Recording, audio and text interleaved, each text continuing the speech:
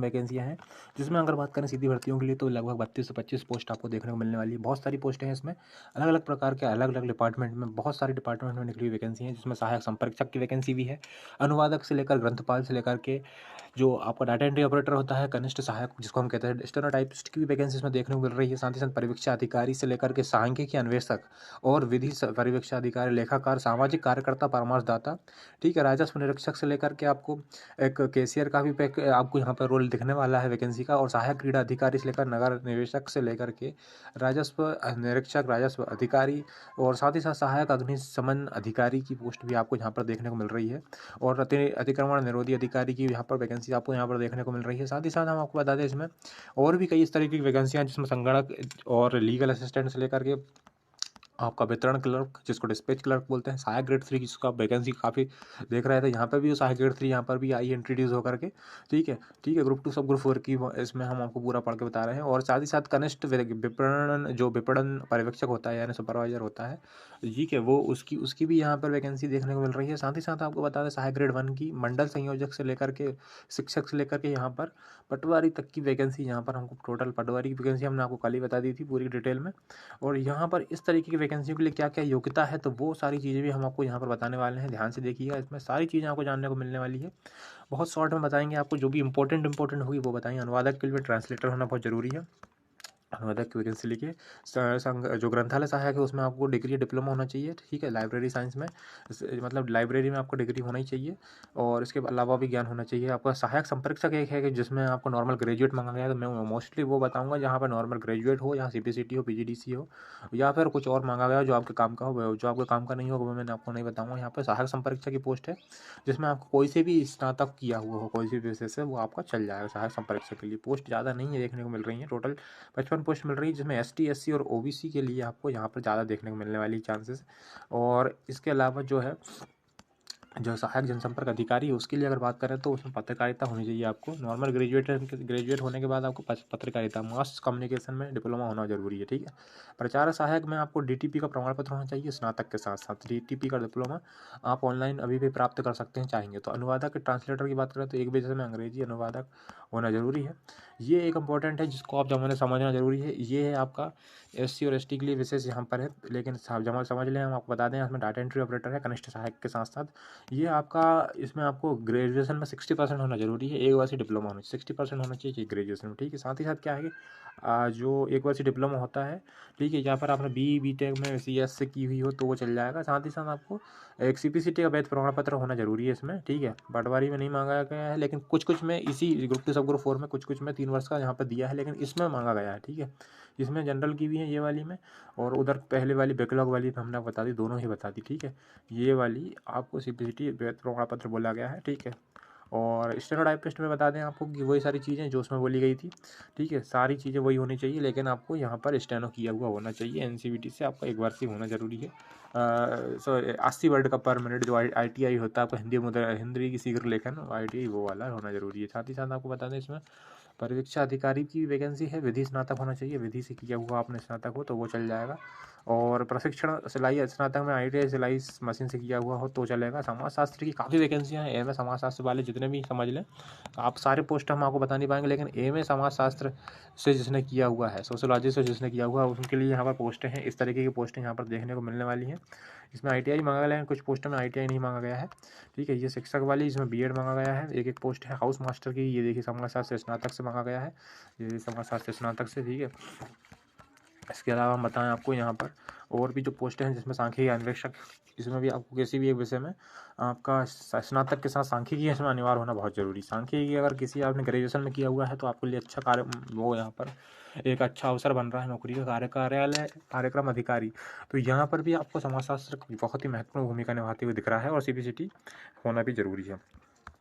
इसके अलावा विधि विद्यालय में हमने आपको बताया LLB होना चाहिए, है ना। और इसमें जो है आपका वही समाजशास्त्र हो या लोक प्रशासन से या मनोविज्ञान से कोई से भी इसने आपने PG किया हुआ हो, ठीक है। और नहीं तो आपने स्नातक किया हुआ हो तो 2 साल का अनुभव होना चाहिए, अगर ऐसा है तो, और सीपीसीटी भी होना इसमें ज़रूरी है। तो इस तरह के कॉम्बिनेशन कभी देखने को मिलते हैं। जिनके पास हैं उनके पास नौकरी का अच्छा अवसर है। और आंकड़ा विश्लेषक में आपको बता दें, यहाँ बीसीए किया हुआ हो, डी या फिर आपने गणित से, अर्थशास्त्र से स्नातक डिग्री किए हुए हो और आपको सीपीसीटी किया हुआ होना चाहिए। साथ ही साथ आंकड़ा विश्लेषण कार्य का अनुभव शासकीय शासन से मान्यता प्राप्त संस्था में किया हुआ हो तो वो व्यक्ति यहाँ पर इसको डाल सकता है। आंकड़ा विश्लेषक की लेखा कार्य में आपको बता दिया हमने, वाणिज्य स्नातक होना चाहिए, वाणिज्य से या फिर गणित से 1 वर्ष का लेखा कार्य का अनुभव भी होना चाहिए। साथ ही साथ टेली कार्य में निपुण होना चाहिए सामने वाला। सीपीसीटी भी पहले से किया हुआ हो व्यक्ति कर पाएगा इसमें, बता दें आपको इसमें, ठीक है। और इसमें आपको बता दिया हमने बैकलॉग लेखाकार का ये वाला बता दिया है। और ये वाला आपको सामाजिक कार्यकर्ता है, इसमें सोशलॉजी मांगा गया है, समाजशास्त्र से डिग्री होना चाहिए आपकी। सामाजिक कार्यकर्ता परामर्शदाता में भी आपको मनोविज्ञान से किया हुआ हो आपका स्नातक। साथ ही साथ या फिर आपका समाजशास्त्र किया हुआ है तो भी चल जाएगा। 1 वर्ष का आपने काम किया हुआ हो महिला बाल विकास में, किसी भी अन्य विभाग में परामर्शदाता के रूप में, ठीक है, काउंसलर के रूप में। और सीपीसीटी भी होना इसमें ज़रूरी है परामर्शदाता में। तो ये वाली बात भी समझ लें इसको अच्छे से। विधि सहायक में आपको एलएलबी बता दिया। जनसंपर्क अधिकारी में पीजी पत्रकारिता होना चाहिए। राजस्व वाले को बता दें एलएसजीडी जिनने करके रखा है, एक पोस्ट है, हालांकि स्नातक के साथ एलएसजीडी जो होता है शिवाजी नगर भोपाल में, वहाँ से जिनने करके रखा है उनके लिए 1-1 2-2 पोस्ट हैं, जिन लोगों ने, काफ़ी सारे लोगों ने करके रखा है, तो वो उनके लिए अच्छी अपॉर्चुनिटी। सहायक लेखापाल के बारे में बताई दी हमने, कॉमर्स से स्नातक मांगा है इस वाले में, ठीक है। उधर वाले में जो था वो अकाउंटेंट लिखा था, वहाँ पे चल जा रहा था गणित भी, लेकिन यहाँ पे ऐसा नहीं है। यहाँ पे सिर्फ कंप्यूटर का प्रचलन के साथ साथ आपको अकाउंट मतलब कॉमर्स से आपका होना चाहिए ग्रेजुएशन। साथ ही क्रीड़ा अधिकारी के लिए बात करें तो आपका फिजिकल एजुकेशन अगर है आपके पास, किया हुआ है आपके पास डिग्री में फिजिकल एजुकेशन में, तो आपके लिए यहाँ योग्यता बन रही है। सहायक नगर निवेशक में, नगर नियोजन में एक उपाधि होती है जो कि बहुत कम ही लोग कर पाते हैं, उनके लिए यहाँ पर अपॉर्चुनिटी है। यहाँ वाले में भी कोई सहायक लाइब्रेरियन में बिलिप मांगा गया है। नगर निवेशक की बातें बता दी। यातायात में किया हुआ हो तो ये भी काम की चीज़ नहीं है आपके लिए, मतलब काफ़ी सारे कम लोग भी इसमें कर पाते हैं। एमबीबीएस का कुछ लोगों ने किया हुआ होगा तो स्वच्छता निरीक्षक अधिकारी के लिए एक पोस्ट जनरल में निकली हुई है और एक ओबीसी में बहुत इसके लिए डाल जा सकते हैं, ठीक है। और एक अग्निशमन अधिकारी भी, क्योंकि अग्निशमन में डिग्री भी कई लोग करते हैं तो उनके लिए अपॉर्चुनिटी है ना। और नगर नियोजन में जिनने किया हुआ उनको राजस्व निरीक्षक बी लेव। आगे हम बताते हैं आपको, ये देखिए सहायक, आपका जो सहायक सामुदायिक विकास संगठन, इसमें भी आपको एमए समाजशास्त्र से किया हुआ होगा तो आपको लिए यहाँ पर नौकरी का अवसर बन रहा है। फायर ऑफिसर में अग्निशमन में डिग्री मांगा गया है, यातायात में डिग्री के लिए मांगा गया है। नगर में निवेशन, सहायक जनसंपर्क अधिकारी में भी आपको यहाँ पर पत्रकारिता में स्नातकोत्तर डिप्लोमा।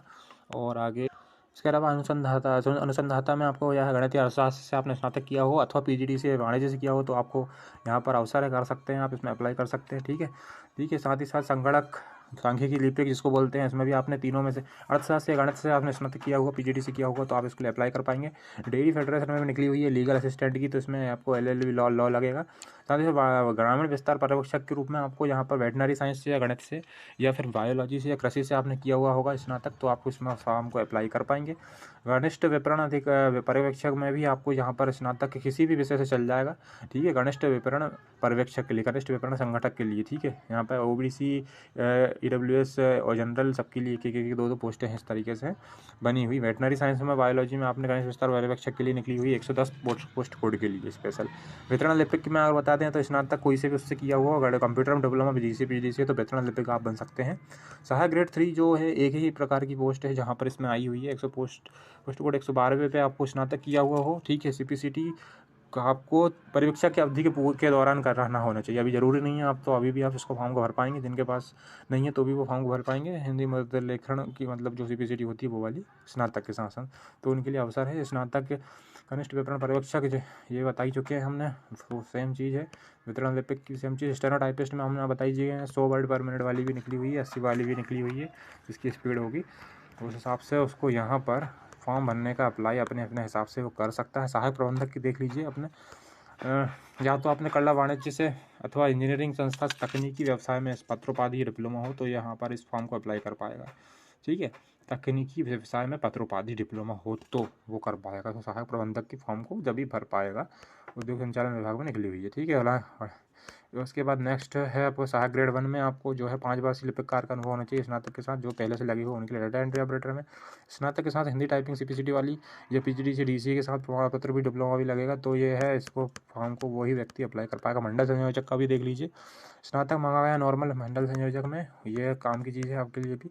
अन्वेषक भी आपके काम की चीज़ हो जाएगी, क्योंकि सांख्यिकी या गणित में किसी विषय के रूप में आपने उपाधि ली हुई हो तो आप इस फॉर्म को भर पाएंगे। अन्वेषक के बाद आता है शिक्षक दृष्टि बाधिर में आपको यहाँ पे कंप्यूटर एप्लीकेशन और 50% के साथ आपको यहाँ पर बीएड किया हुआ हो और साथ स्नातक हो आपको, ठीक है।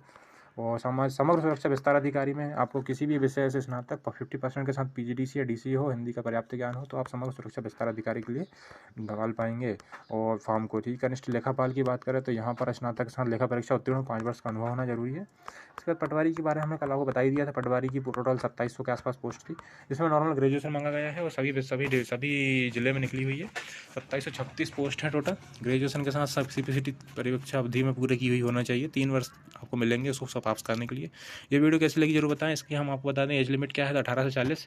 और फॉर्म कब से कब तक भर सकते हैं, इसकी फॉर्म भरने की जो डेट है वो 5 जनवरी से स्टार्ट हो जाएगी और अंतिम रहेगी इसकी आपको 19 जनवरी तक। 500 रुपये फीस लगेगी, 250 ST SC और OBC के लिए अलग से 70 रुपये लगेगा। और परीक्षा जो है इसके होंगी आपको मार्च में देखने को मिलने वाला है। परीक्षा 2 सितंबर मतलब 5 से स्टार्ट होंगी, ये ध्यान रखिए।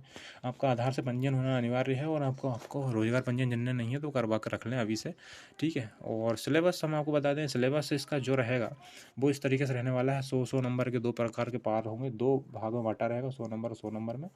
ग्रुप 2 सब ग्रुप 4 पटवारी भी इसमें इंक्लूड कर दी है और इनके सारे पोस्टों के लिए भी यही होने वाला है। गणित, विज्ञान, सामाजिक विज्ञान, सामान्य ज्ञान, सामान्य अंग्रेजी, सामाजिक गणित, जीके, मैथ्स, रीजनिंग, सामान्य तार्किक योग्यता, प्रबंधन, सभी टोटल 200 नंबर का इस तरीके से पेपर आएगा।